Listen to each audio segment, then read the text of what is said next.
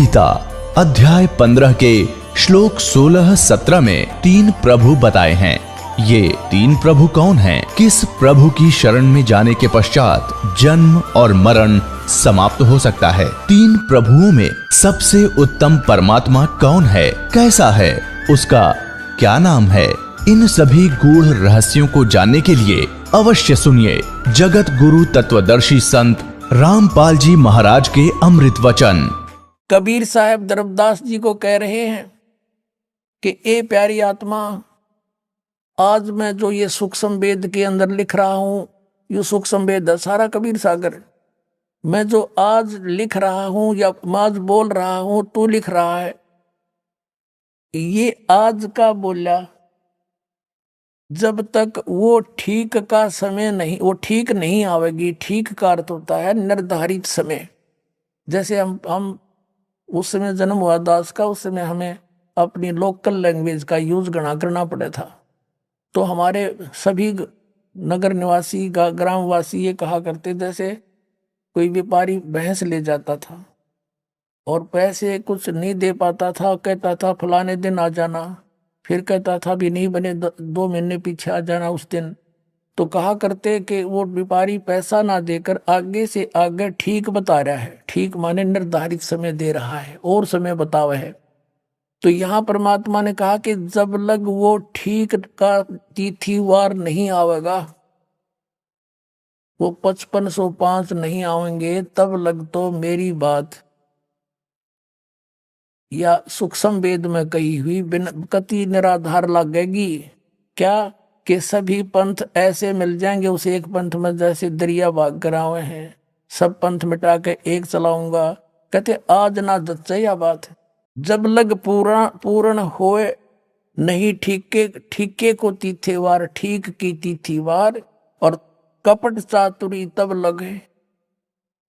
ये सूक्ष्म वेद निर्धार कि तब तक तो सभी पुण्यात्मा जितने भी आत्माएं हैं कपट चातुरी के कारण इन औरों को भगवान मानती हुई ना तो कबीर जी को भगवान माने और ना उनका यह जच्चा कि यूं काम भी होगा, सब एक होंगे पूरी पृथ्वी पर। देखो आगे मालिक ने क्या लिखा है कि पूरा शांति होगी पूरे विश्व में, पूरी धरती पे। देखो हम यही पढ़ रहे हैं सूक्ष्म वेद 171 पृष्ठ पर कबीर सागर से।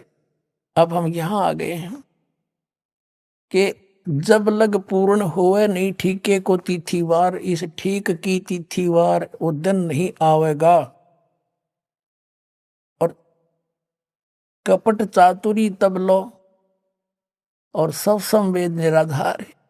तब तक तो सारे प्राणी कपट और चतुरता से काम लेंगे, कर्म बिगाड़ेंगे अपने, और मेरा ये लिखा हुआ सब संवेद सब निराधार नजर आवेगा।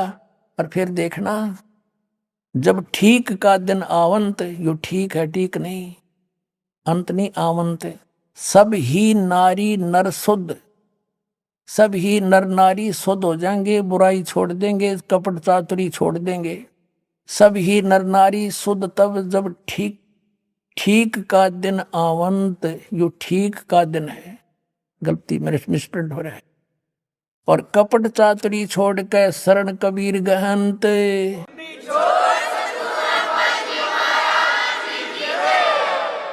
सब कपट चातुरता छोड़कर परमात्मा मेरी शरण में आ जाएंगे, कबीर जी की शरण में आ जाएंगे। और एक अनेक हब गए, अनेक मजहब धर्म बन गए, मेरे बच्चों के अलग अलग बट गए। और पुनः अनेक हो एक, हंस चले सतलोक को सब सत नाम की टेक।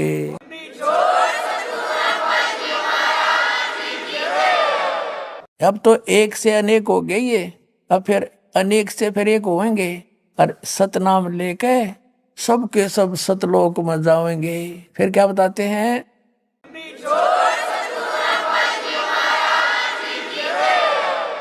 फिर क्या बताते हैं, घर घर बोध विचार हो और दुर्मति दूर बहाए।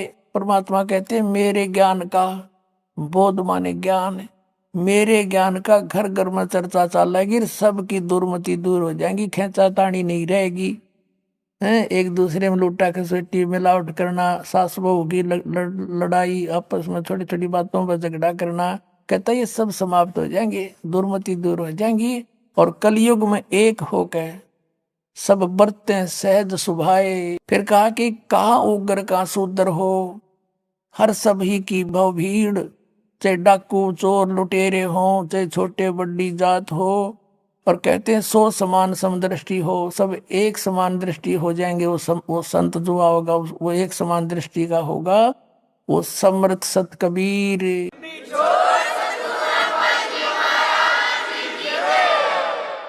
तुम मिलके संगत सारी, जय बोलो बंदी छोड़ किए तुम सारी, जय बोलो। तुम मिलके संगत सारी, जय बोलो, जय बोलो बंदी छोड़ की जय, जय बोलो बंदी।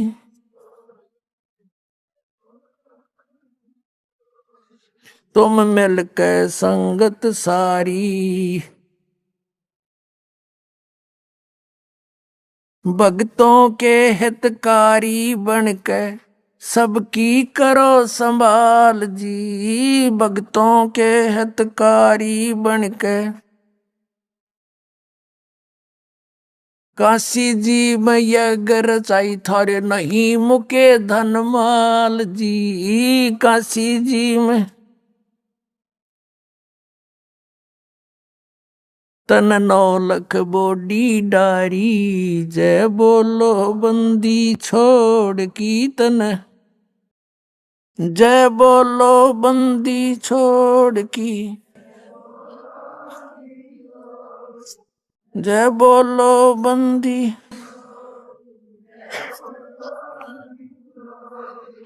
तुम मिलके संगत सारी, जय बोलो,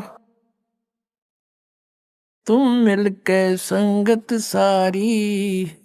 पुण्यात्माओं, आपका सौभाग्य है कि वो समय आ गया है, परमात्मा ने वो समय निर्धारित किया हुआ था, अब आ गया है और आपका कल्याण बहुत शीघ्र हो जाएगा। और परमात्मा ने लिखा है कि ये समय कलयुग, जो कलयुग में घोर आग लाग रही है, कपट चतुराई खेचा तानी, ये कति समाप्त हो जाएगी और सभी पूरे विश्व में कहते हैं बरतें सहज स्वभाव। जैसे आप देख रहे हैं ये बच्चे कैसे दोनों हाथों दान कर रहे हैं, सब बुराइयां छोड़ दी, बीड़ी शराब मांस तम्बाकू रिश्वतखोरी कति निर्मल हो गए और आज इनकी कितनी आत्मा खुश हो रही है ये। और परमात्मा ने आपके ऊपर सतनाम का भंडारा खोल दिया, आपका बेड़ा पार होगा। बोलो सतगुरुदेव।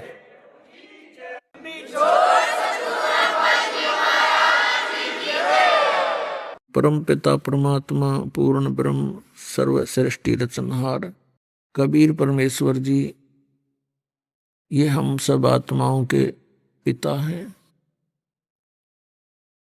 हम अपने पिता को भूलकर हम इस काल भगवान को अपना मान बैठे, जिस कारण से हम यहां इस घटिया लोक में दुख पा रहे हैं।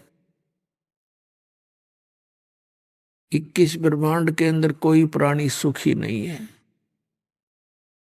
आप प्रतिदिन देखते हो इन पशु और पक्षियों का क्या हाल है, कैसी ये जी रहे हैं। फिर आप मनुष्यों के विषय में देख लीजिए, कोई प्राणी सुखी नहीं। जितने भी ये पृथ्वी के ऊपर प्राणी हैं, सभी अपने पेट के लिए ही दिन रात व्यस्त रहते हैं और यही करते करते इनका अंत हो जाता है। परमात्मा हमें याद दिलाते हैं कि आप जी को ये मनुष्य जीवन जो मिला है, इसमें यदि आप परमात्मा को याद नहीं करते हो, सतभक्ति नहीं करते हो और यहां से छूटने के लिए कोशिश नहीं करते हो, तो आपका मनुष्य जीवन व्यर्थ है। जो कर्म पशु पक्षी करते हैं अन्य प्राणी करते हैं तो वही क्रियाएं वो मनुष्य शरीरधारी प्राणी करता है जो परमात्मा को याद नहीं करता। परमात्मा की भक्ति ना करके यदि हम अन्य देवताओं की भक्ति साधना भी करते हैं तो भी यूजलेस, व्यर्थ है, उसका कोई लाभ नहीं। इन सभी पहलुओं के ऊपर विचार ज्ञान सत्संग के अंदर बताया जाता है। और पुण्यात्माओं, परमात्मा ने यहां तक कहा है कि सत्संग की आधी घड़ी और तप के वर्ष 1000 तो भी बराबर है नहीं, कहें कबीर विचार।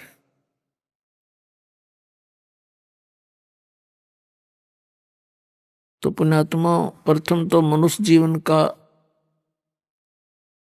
यीशु अवसर प्राप्त होना, ये बहुत ही पुण्यकर्मी प्राणी को मनुष्य जीवन मिलता है। और मनुष्य जीवन प्राप्त करके कोई सत्संग मिल जाना, संत का मिलना, उसकी किस्मत का तो कोई अंदाजा लगाया नहीं जा सकता, कोई एस्टिमेट नहीं लगा सकते वो कितना पुण्यकर्मी प्राणी है। आप उन पुण्यात्माओं में से हो जिनके जन्म जन्म के पुण्य कर्मों का कोई अंत नहीं। कितने शुभ कर्मी प्राणी हो आप, जिनको ये बरवाला आश्रम का सत्संग मिल गया। इस दास से आपको ये वचन सुनने को मिले जो परमात्मा ने दिए हुए हैं, स्वयं परमेश्वर ने बोले हैं। उन्हीं विचारों को दास आपको as a tape recorder record करके आगे सुना रहा है। दास का केवल इतना ही काम है। ये ज्ञान अभी तक हमें मिला ही नहीं था और ये आपको मिल गया। आप जी सत्संग में सुन रहे हो। परमेश्वर कबीर देव जी ये सर्वशक्तिमान हैं, सर्वसृष्टि रचनहार हैं और ये हमारे पिता हैं। हम काल के साथ एक बालक की तरह वैसे लटक कर आगे इसके साथ अनजान पने में अपने पिता को भूल गए। तो यहां हम दुखी हुए, हम कितने कष्ट उठा रहे हैं। वो परमात्मा इतना दयालु है, फिर यहां आए, हमें ज्ञान देने लगे। लेकिन हम इस काल की भांग को पीकर यहां इसके झूठे इस सुख को प्राप्त करके हम अपने पिता के भी विरोधी बन गए। हमने अपना पिता भी पहचान में नहीं आता, हमने इतनी भांग पी रखी है इस काल की। तो पुण्यात्माओं, आपको परमात्मा ने आके बताया कि तुम मेरे बच्चे हो, आप यहां गलत स्थान पर रह रहे हो, तुम यहां सुख मांगते हो मेरे से, यहां का सुख तुम्हारा शत्रु है, ये नकली सुख तुम्हारा दुश्मन है, तुम्हारा जीवन नाश करता है। तुम्हें सुख चाहिए, सतलोक में चलो। जैसे बच्चे विद्यालय में या यूनिवर्सिटी में, महाविद्यालय में, कॉलेज में, और वहां सुख से रहते हैं, वहां सब सारे सुख वहां चाहते हैं और पढ़ते हैं नहीं। शराब पीवें, सिनेमा पीवें, देखें, अच्छे बढ़िया खावें और सो जावें। तो वो उनको वहां सुख नहीं लेना चाहिए था। वहां तो उन्होंने एक भरसक प्रयत्न करके, दृढ़ मेहनत करके, कठिन और सफल होना था और वो सुख उनको फिर आगे मिलना था। कहीं सर्विस मिल जाती सरकारी, या कोई फैक्ट्री में, या कोई अन्य बिजनेस करते, तो वहां उनको सुख प्राप्त करना चाहिए था, ना कि कॉलेज और स्कूल विद्यालय में। और जो विद्यालय में ही अपना आनंद लेते हैं, पैसा बर्बाद करते हैं, सिनेमा देखते हैं,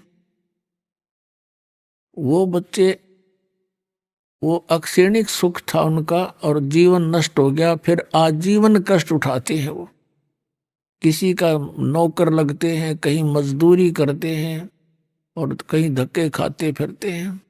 और जो बच्चे उस कॉलेज में मेहनत करके पास हो जाते हैं, सफल हो जाते हैं, उनको फिर वो सुख उससे भी अधिक आजीवन मिलता है। ठीक इसी प्रकार परमात्मा कहते हैं, यहाँ तुम जो सुख खोज रहे हो और तुम यहाँ आनंद ले रहे हो, कौन सा आनंद? घुट्टी का। दूसरा आनंद माया इकट्ठी करने का, और तीसरा आनंद मेरी संतान होगी। परमात्मा कहते हैं, काया तेरी है नहीं, ये माया कहां से हो? चरण कमल में ध्यान रखो, इन दोनों को खो।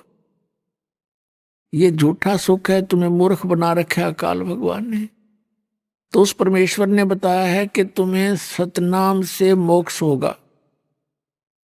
यहां से तुम पीछा छुटवाओ और एक सतनाम मैं तुम्हें दूंगा जो 2 अक्षर का है। उस सतनाम का जाप करके रहनी रहकर मर्यादा में रहते हुए आप भक्ति करो और आपका मोक्ष हो जाएगा। फिर वो सुख तुम्हें सतलोक में मिलेगा और वहां कोई कष्ट नहीं। शंखों लहर मेहर की उपजे, कहर नहीं जा कोई। दास गरीब अचल अविनाशी, ही सुख का सागर सोई। तो वहां जाने के लिए सतनाम की एक बहुत इंपॉर्टेंस है। इस नाम के जाप बिना सतलोक नहीं जा सकते। और इससे भी इंपॉर्टेंट है सार नाम। और इन तीनों ही मंत्रों का जाप ही करना होता है। ये कान बंद करके, आंखें बंद करके ये जो कुछ भी धुन वगैरह सुनते, ये काल की धुन है, ये काल की भूल भुलैया है। इस काल भगवान ने प्रत्येक ब्रह्मांड के अंदर एक ब्रह्मलोक बना रखा है जिसको महास्वर्ग कहते हैं। और उसके अंदर बहुत बड़ी रचनाएं कर रखी हैं। वहां के रहने वालों को भी उस पूरे ब्रह्मलोक की जानकारी नहीं हो पाती। उसके अंदर इसने नकली सतलोक, नकली अलखलोक, नकली अगम और अकय लोक बनवा रखे। वहां के ऊपर के लोकों की या नकल करके झूठे यहाँ पर भी उसी प्रकार के मिलते जुलते इसने ये धुन बना रखी है, बजा रखी है। इस शरीर के अंदर हम जो कुछ भी सुनते हैं ये सब काल की धुन है। और इन धुनों को सुनकर हम काल के जाल में ही रह जाते हैं। ये जो 5 नाम देते हैं राधा स्वामी पंथ वाले, जय गुरुदेव पंथ वाले, और एक भिवानी में ताराचंद पंथ है, शिवदयाल जी के विचारों से वही आगरा से निकला है। वो केवल राधा स्वामी मंत्र देते हैं और राधा स्वामी को सार नाम बतावे। सार शब्द है यो राधा स्वामी। राधा तो शिवदयाल जी की पत्नी थी, उसका नाम तो था नारायणी देवी।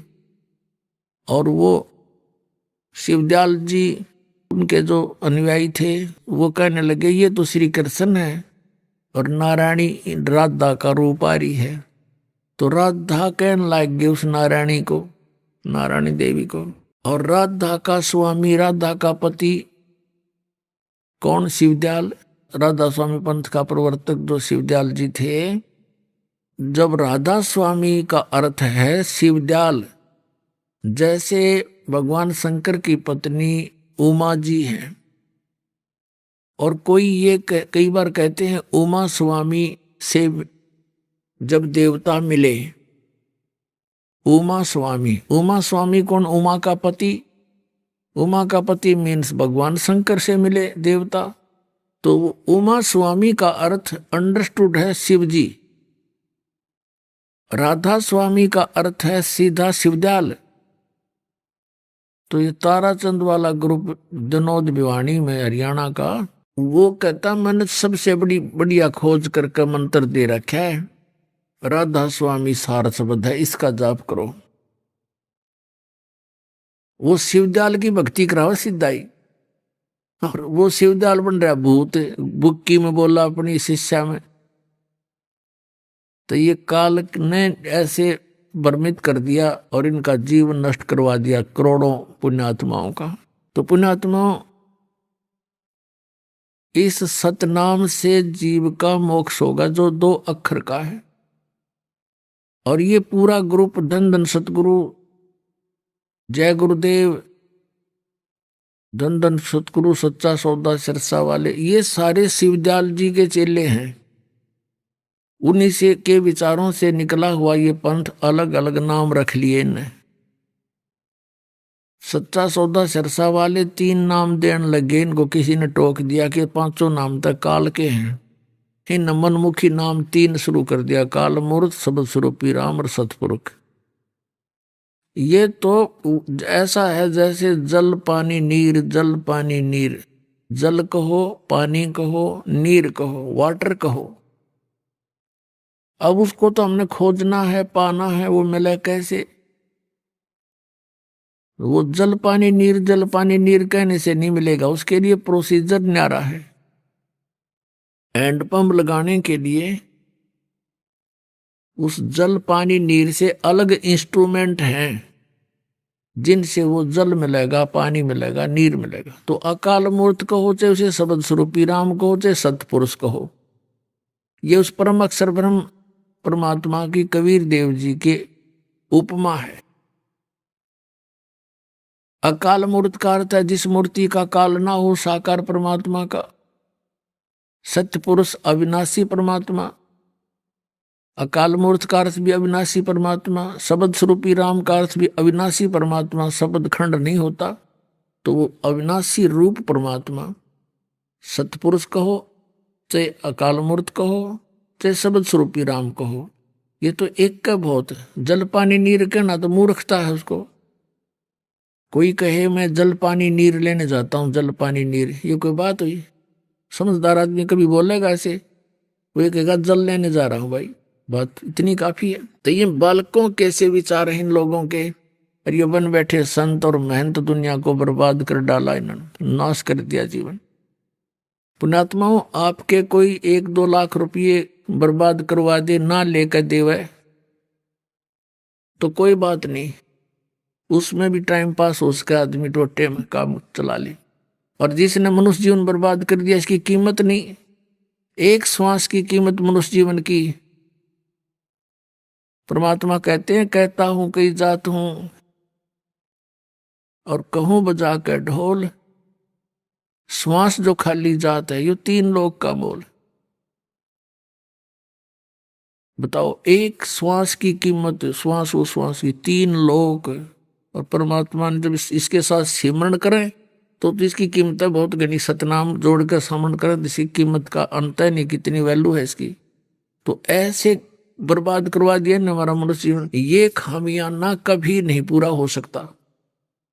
और ये जिनका शेष जीवन रह रहा है, उन नकलियां का फंस रहे हैं, उनको दौड़ कर यहां जाना चाहिए, अपना नाम लेकर ही पूर्ति कर सकते हैं, क्योंकि एक का सिमरण का बहुत लाभ मिल जाता आपको। पुण्यात्माओं,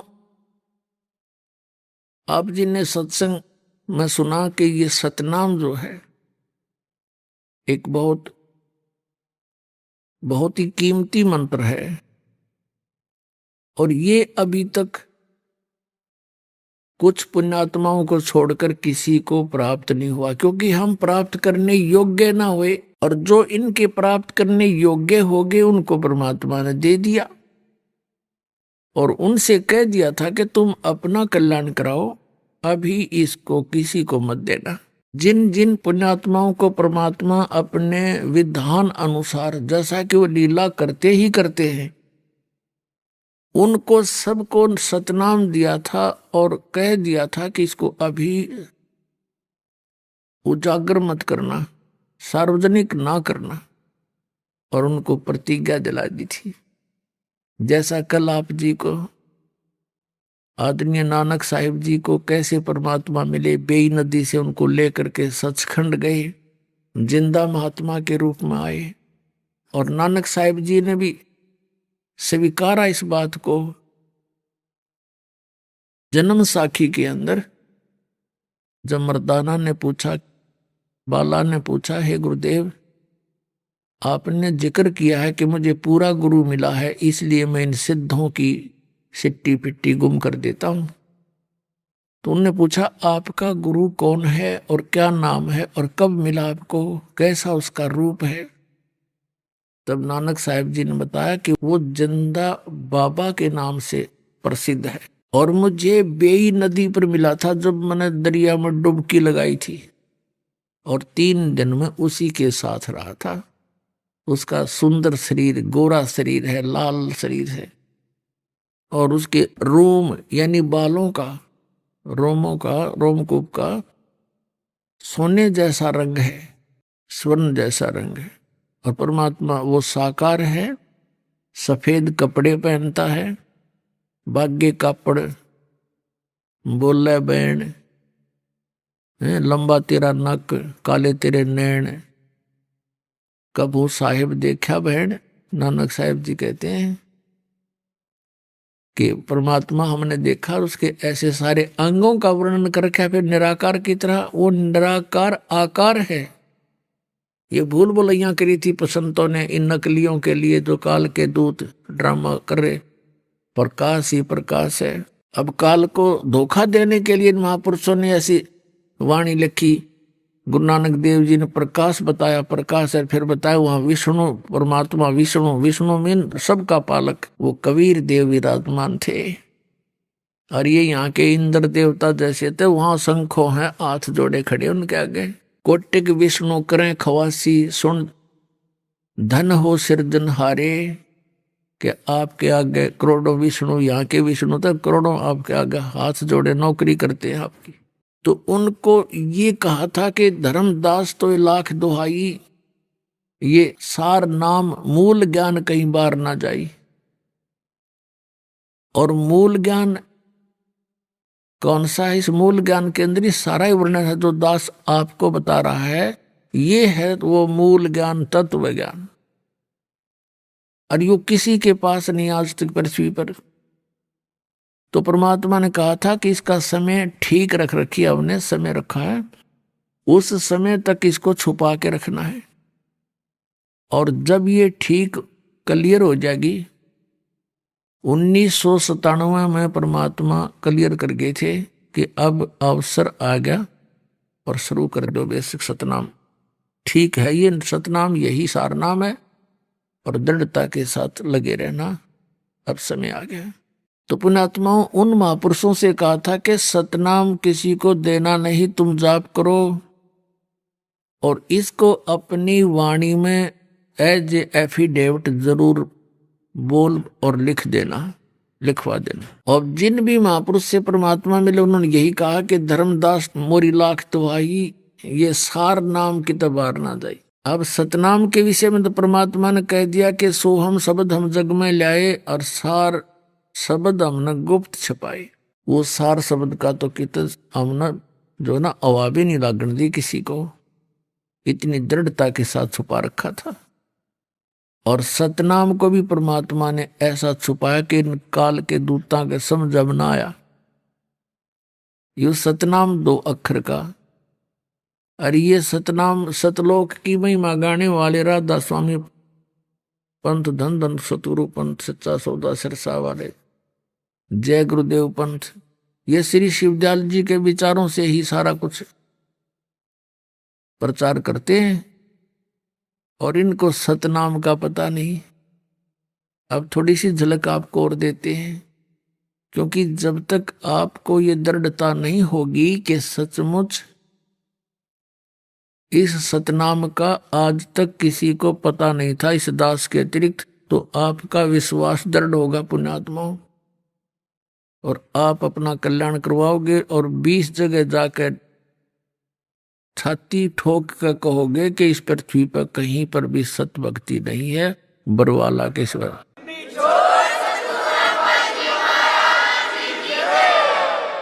बरवाला आश्रम के सिवाय इस पृथ्वी पर कहीं पर भी सत भक्ति नहीं है।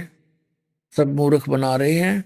और फिर एक दिन सभी आपके भाई बहन जो काल के दूतां के फंस गए, और वो तो काल के ले जाने का ठेका ले रहे हैं उनका काल से, तो वो छूट जाएंगे, अपनी जान बचाएंगे।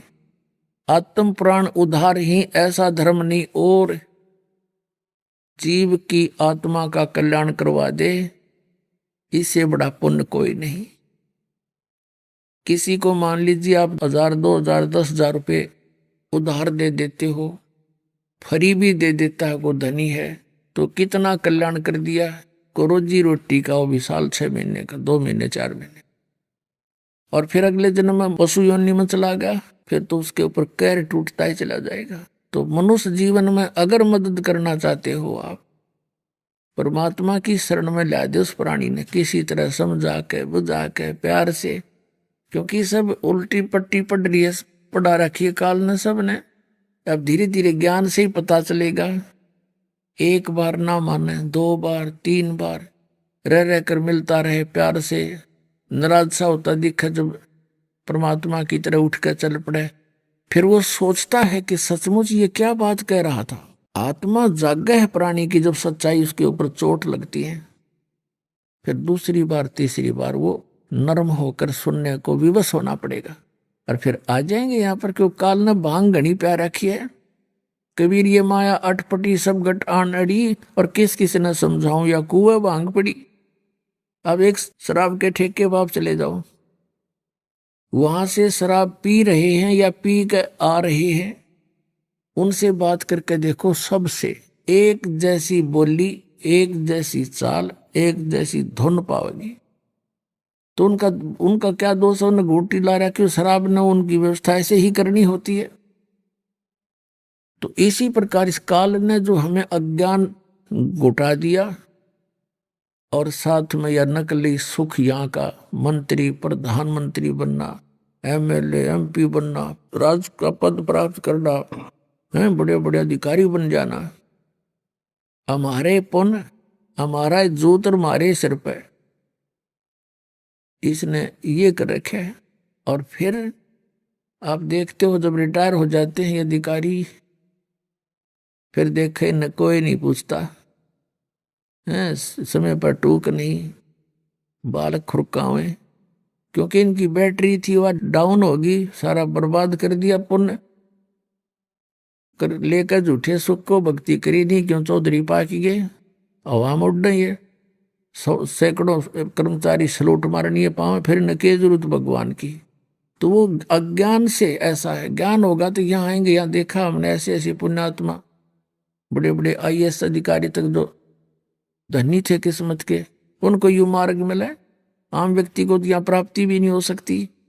आज उनका बहुत अच्छा सब कार्य ठीक हो रहा है और आत्मा भी निर्मल हो जाती है। अब कहते हैं लख बर सूरा जूझ ही, लख बर सावत दे, और लख बर यति जिहान में तब सतगुरु शरणा ले। यहाँ आम व्यक्ति नहीं आ सकता, आम प्राणी नहीं आ सकता, चाहे कोई निर्धन है, गरीब से गरीब है, चाहे किसी का कोड लग रहा है, कैंसर हो रही है, चाहे दुखी है, ये पिछले जन्म जन्मांतर के भक्ति के धनी थे।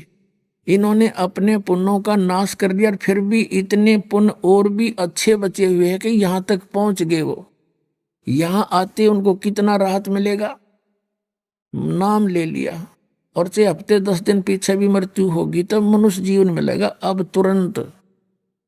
और मनुष्य जीवन मिलते ही फिर आ लेगा, गोदी में आ लेगा अपनी माँ की गेले यहाँ पर, और फिर शुरू होगी भक्ति। तो संग जन्म बर्बाद कर दिया हमने। और यदि उसको विश्वास हो जाता पक्का, क्योंकि अविश्वास होने से यहाँ मार खाते हैं हम, और काल यही चाहता है कि कबीर साहब पर विश्वास ना हो इसका, और चाहे 4 ईंट ला रखियों की तरह कुत्ते मुत्ते उन पर, और वहां भी भगवान नो करके नो ऑब्जेक्शन। और जब यहाँ आते हैं तो यहाँ तो सारे ऑब्जेक्शन है। कबीर भगवान किसने बना दिया, और वो 4 ईंट ला कर एक मूर्ति बना के धर रहे, वो तुमने बनाकर आप पे पूछो तुम, वो भगवान कैसे हो गया, कदे मन में नहीं आई। परमात्मा कहते हैं कि तुम तो इसे भगवान पूछो हो, आप पे लिपे आप पे पोते, आप पे बनावे ओई, और उस पर बुढ़िया पोते मांगे। देख अकल कहाँ से खोई। एक ओई माता की पूजा करा करें बुढ़िया।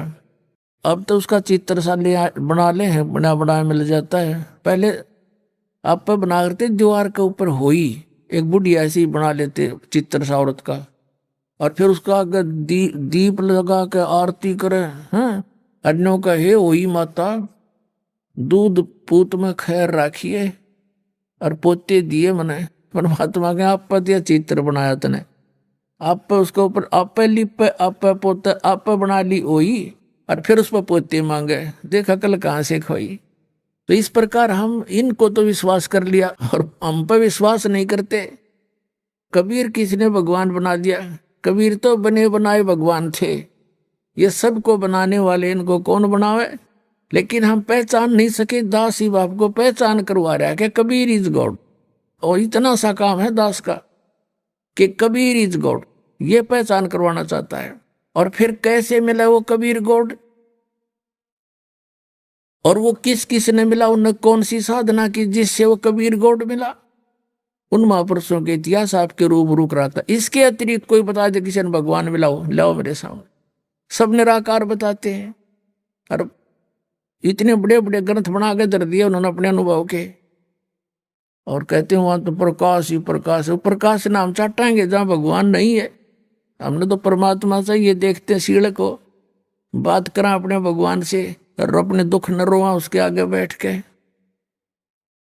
तो इस प्रकार इस अज्ञान को हटाने के लिए स्वयं परमात्मा ही आते हैं, ये वेद गवाही दे और वो प्रमाण बतावें जिन महापुरुषों को मिले उनके अनुभव की वाणी। ये एफिडेविट है इस परमात्मा का, कबीर इज गॉड।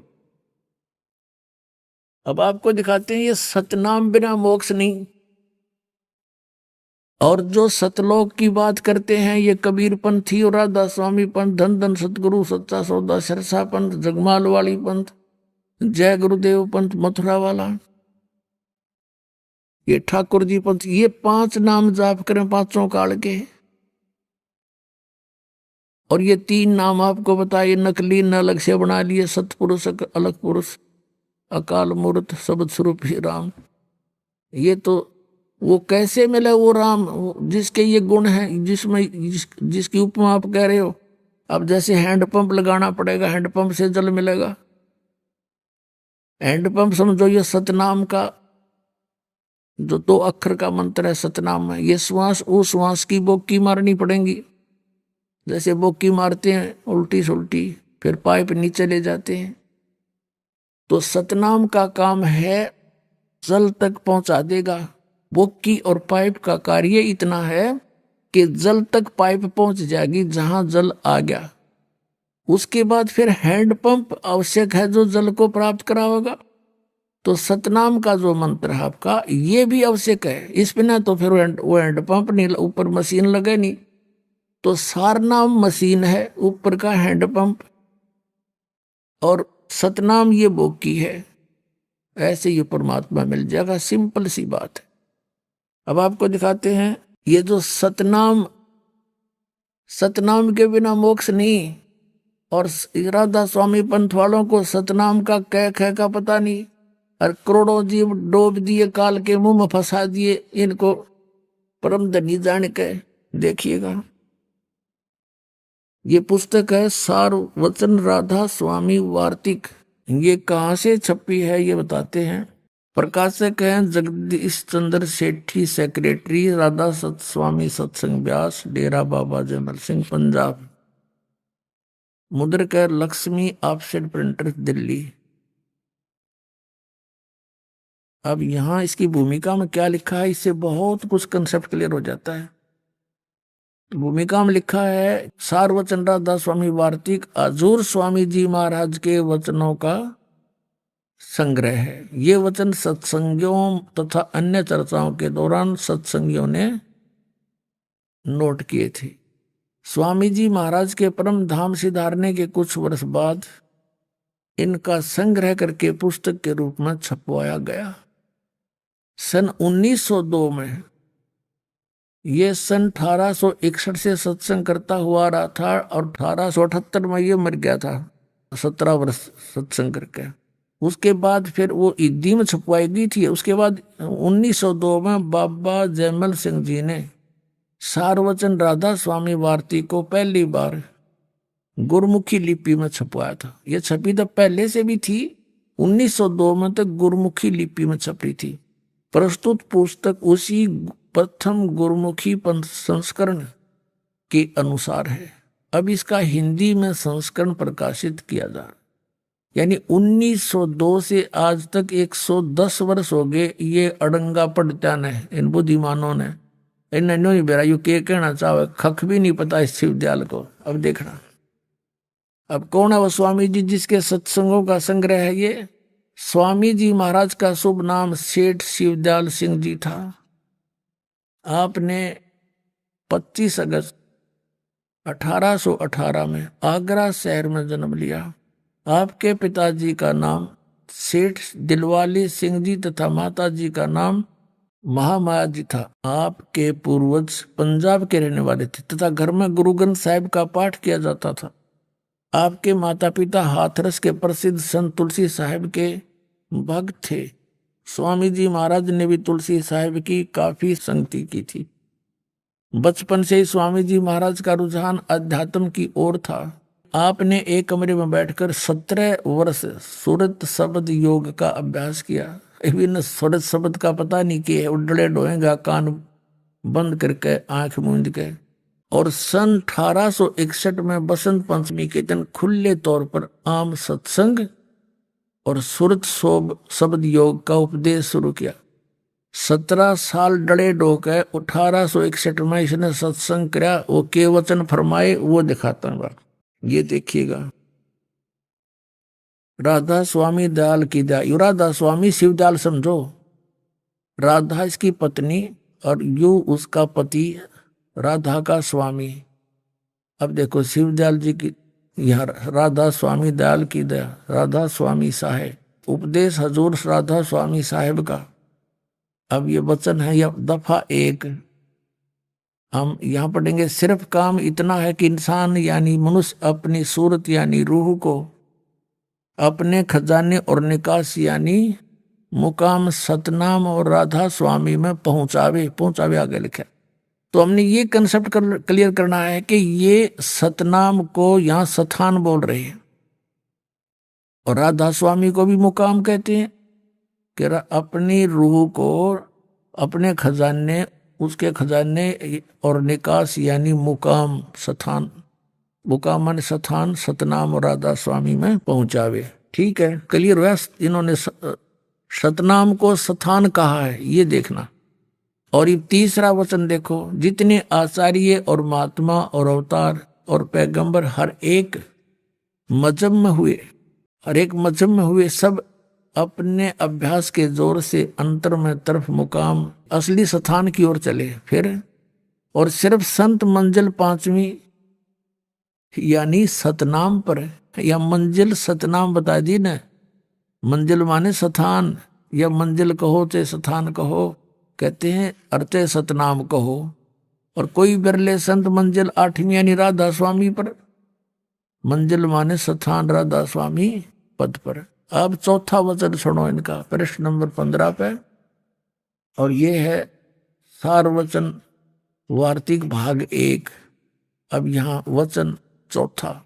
अब समझना चाहिए कि राधा स्वामी पद सबसे ऊंचा मुकाम है, सबसे ऊंचा स्थान है, और यही नाम कुल मालिक और सच्चे साहिब और सच्चे खुदा का है, राधा स्वामी। और अब है इस मुकाम से, राधा स्वामी स्थान से 2 स्थान नीचे अब सतनाम का मुकाम है। सतनाम प्रूड हो चुका है कि ये सतनाम को स्थान कहते हैं। स्थान का स्थान है, स्थान का स्थान है। अब सुन पढ़ लो इनके वचन, इनके परम धनी के। और जिसको इस सतनाम को आगे डिफाइन किया शिवदयाल जी ने। संतों ने सतलोक, सचखंड, सार शब्द सतनाम को ही सत शब्द और सतनाम और सतपुरुष करके बयान किया है। हमारा सर किया तने, अरे तेरा गजब भैया। बालक भी ना बोला ये वचन जो इसके परम धनी ने बोल रहा है। ये टीचर को आध्यात्मिक कख भी नहीं पता इनको, बैठा बैठा दिया, इतने जीवन बर्बाद कर दिए। इन सतनाम का नहीं पता चला, सारी उम्र खो दी, 150 वर्ष हो गए डले डोत्या ने, करोड़ों व्यक्ति डबो दिए, काल के मुंह में फंसा दिए। अब पहले ये कंसेप्ट क्लियर करते हैं थोड़ा सा। ये राधा कौन थी? यह राधा इसकी पत्नी थी शिवदयाल की, और इसने इसका पति होने करके जैसे उमा स्वामी है ऐसे कहने लगे राधा स्वामी। और ये इसने बताओ परम धनी राधा स्वामी सबसे ऊंचा मुकाम, राधा स्वामी स्थान का नाम, ये तो शिवदयाल का नाम था। बुक्की में बोला फिर भूत पड़ गए। आपको दिखाते हैं, ये देखिएगा जीवन चरित्र परम संत बाबा जयमल सिंह जी महाराज का। और इसका लेखक कौन है? ये कृपाल सिंह जी, ये श्री कृपाल सिंह जी हैं इसके लेखक। अब देखो यहां से, ये है वो परम धनी, कर लो दर्शन सारे इसका। ये है श्री शिवदयाल सिंह जी, स्वामी शिवदयाल जी महाराज सन 1818 से 1878 तक ये 60 साल की उम्र में चले गए थे। ये तो कहें अकह लोक में गए, हम कहें बुक्की लोक में आगे थे। अब ये कहां से छपा है? प्रकाशक हैं सावन, प्रकाशक सावन कृपाल publications, spiritual society, 2 canal road, Vijayanagar, Delhi में। मुद्रक है printex 1/7442 east Gorakh park, Sadra, Delhi से। और इसके लेखक हैं ये कृपाल सिंह जी, परम संत कृपाल सिंह जी महाराज। ये 1894 से 1974 तक इनका जीवन रहा। और ये श्री कृपाल सिंह जी श्री हजूर बाबा सावन सिंह जी महाराज के श्री चरणों कमलों बैठकर लेखक ने नाम का अमृत रसपान किया। ये लेखक है इसका, ये कृपाल सिंह और सावन सिंह जी का विशेष था। इन्होंने क्या लिखा इसमें, ये देखिएगा पृष्ठ नंबर 56 पे इसका, ये वही है जीवन चरित्र बाबा जयमल सिंह। यहां लिखा कि स्वामी जी महाराज की धर्मपत्नी, कौन से स्वामी जी? ये शिवदयाल जी की। चलिए यहां से सारा शिवदयाल जी के विषय में चला रहे हैं। ये सुबह सवेरे हजूर स्वामी जी महाराज सत्संग करते थे। गुरु ग्रंथ साहब का या कबीर साहब या दूसरे संतों की वाणियों का अनंत भंडार से परमार्थ से के रत्न जोहार निकाल कर संगत के सामने रखते थे। सुबह के सत्संग के बाद उपस्थित लोग भोजन पाते थे। अब यहाँ लिखा कि स्वामी जी महाराज की धर्मपत्नी श्रीमती नारायणी देवी जी, जिन्हें बाद में लोगों ने प्यार से और श्रद्धा से राधा जी के नाम से सम्मानित किया, ये शिवदयाल जी की पत्नी थी नारायण देवी। आइए अब हम उन श्रद्धालुओं के अनुभव जानते हैं जो जगत गुरु तत्वदर्शी संत रामपाल जी महाराज जी से दीक्षा प्राप्त कर चुके हैं तथा उनके द्वारा बताए गए भक्ति मार्ग पर चल रहे हैं। नमस्कार सर। नमस्कार जी। सर क्या नाम है आपका? छोटे लाल दास है जी। छोटे लाल जी आप कहाँ से हैं? गांव खैरा, तहसील डभरा, जिला शक्ति, छत्तीसगढ़ से हूँ जी। छोटे लाल जी, संत रामपाल जी महाराज से नाम दीक्षा आपने कब ली? मैं 2013 में लिया सर। सर पहले आप क्या भक्ति साधनाएं करते थे? सर भक्ति तो उसको मैं नहीं कहूँगा, ऐसे गांव में जो पारंपरिक चलता था, कभी भगवान विष्णु को, कभी शंकर को, उसके आगे सभी में ओम लगा था। तो मेरे को शंका हो जाता था कि ये सारे तो ओम के अक्षर के पीछे हैं, तो ओम सबसे बड़ा होगा। फिर कभी कभी वो गांव में होता था सत्यनारायण का कथा, उसमें जाता था तो मेरे को पता चलता था कि सबसे बड़ा तो सत्यनारायण भगवान है। मगर वो लोग जो सत्यनारायण भगवान बताते थे वो तो भगवान विष्णु था। तो फिर संत रामपाल जी महाराज जी के बारे में आपको कैसे पता लगा, कैसे नाम दीक्षा लिया आपने? एक संत रामपाल जी महाराज का शिष्य था, वो मेरा भतीजा है। तो हम लोग बढ़ाई का काम करते हैं, तो मेरे पास काम करता था और यही बात छेड़ता रहता था मेरे को। ऐसे करते करते 2-3 महीने बीत गए। जिला हिसार बलवाला में जाकर संत रामपाल जी महाराज से 2013 में नाम ग्रहण किया। आपने संत रामपाल जी महाराज से नाम दीक्षा ली तो क्या आपको भी लाभ हुए? लाभ तो बहुत हुए सर। मेरे बायां वाला किडनी खराब हो गया था, इसमें सुराग हो गया था जिससे प्रोटीन बाहर आ जाती थी, जो पानी को छान नहीं पाता था, शरीर के ऊपर चढ़ा देता था। मेरा शरीर सारा सूज जाता था, बहुत मोटा हो जाता था, पानी पानी हो जाता था।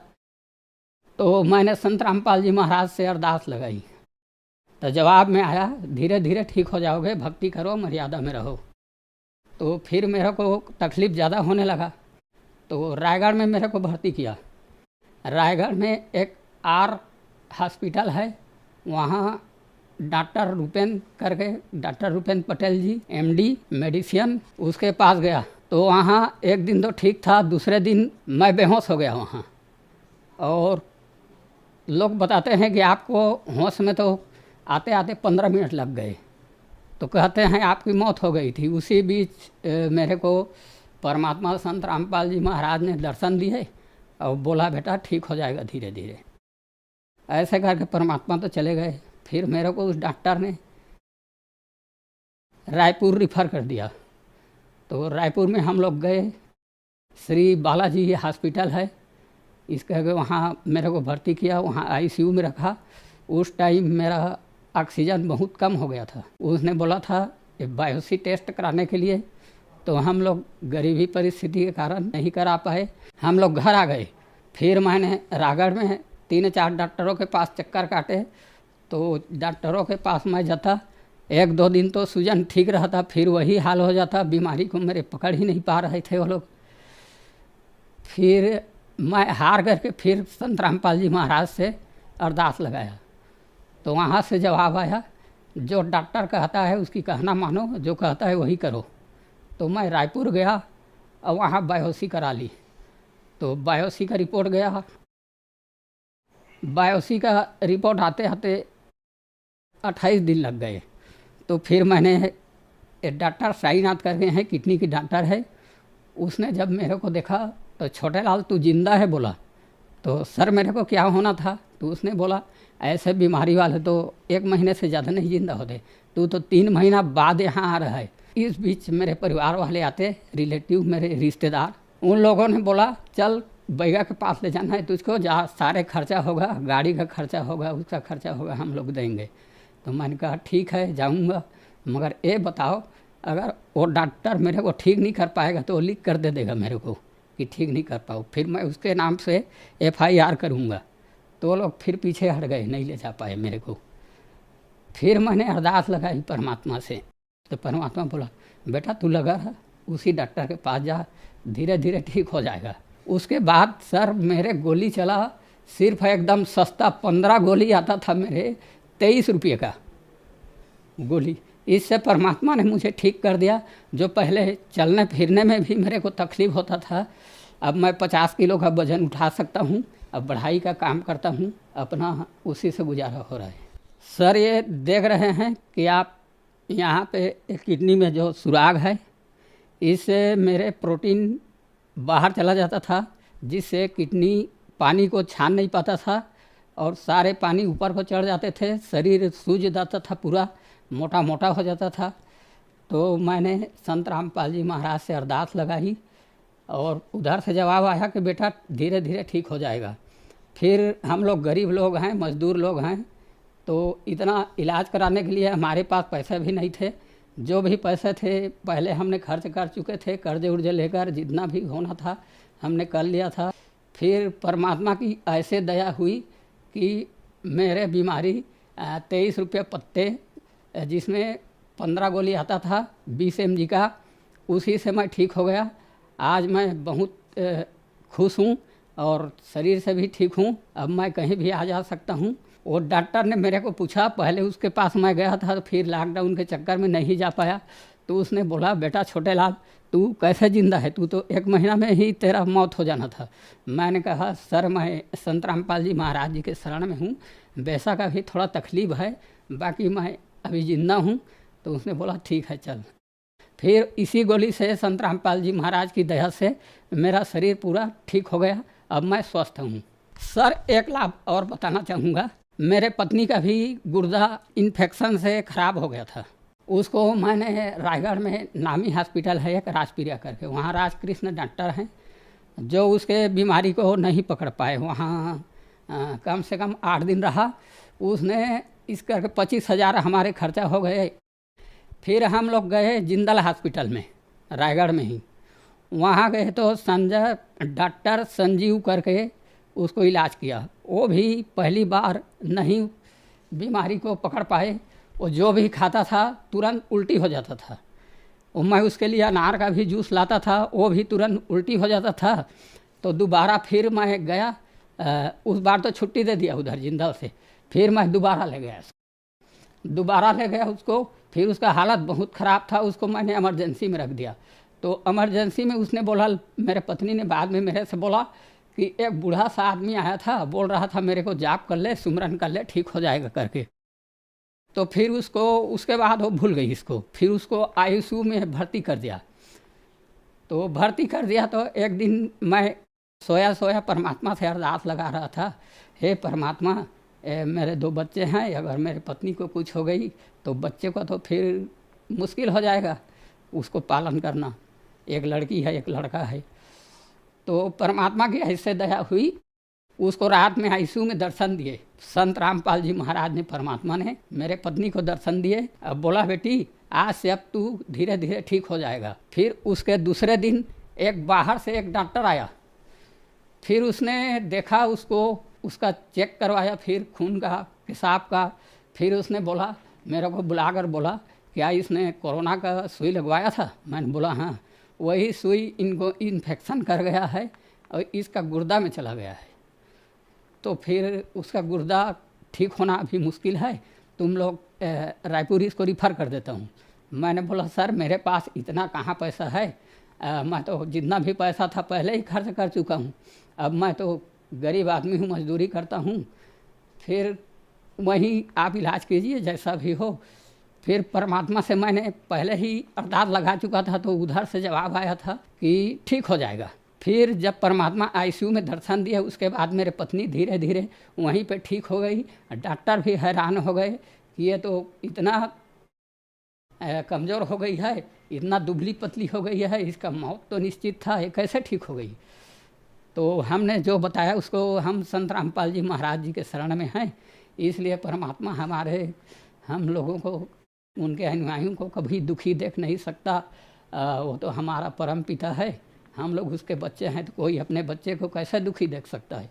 सर संत रामपाल जी महाराज ने आपको बहुत अद्भुत लाभ दिए। आपने जैसे रिपोर्ट में दिखाया, डॉक्टर ने आपको मना कर दिया था कि अब आप जिंदा नहीं रह सकते, और आपने रिपोर्ट भी दिखाई। संत रामपाल जी महाराज ने बहुत सारे आपको लाभ दिए। तो जो दर्शक आज आपको देख रहे हैं और वो भी इन परेशानियों से ग्रस्त हैं, उनके लिए आप क्या कहना चाहेंगे? जो भी संगवारी में सुना था, मोर इंटरव्यू देखा तो यह एमन अभी परमात्मा आए हुए है, बिजली पीढ़ी चलत है, परमात्मा के दया है। अभी परमात्मा सब जन में कृपा करत है, आवा अपन कल्याण करावा और संगवारी हो। अभी परमात्मा साक्षात आए हुए है, ये समय ला झन गवावा, आवा और नाम दीक्षा लेवा और अपन अपन कल्याण करावा। संत रामपाल जी महाराज से नाम दीक्षा कैसे ली जा सकती है? टीवी पे चैनल आता है जिसके नीचे एक पट्टी चलती है, उस पट्टी पे कॉन्टैक्ट नंबर दिए होते हैं, उस नंबर से कॉन्टैक्ट करके आप अपना नज़दीकी नामदान केंद्र का पता कर सकते हैं और आकर अपना नामदान लेकर अपना जीवन को सफल बना सकते हैं। धन्यवाद सर। साहिब।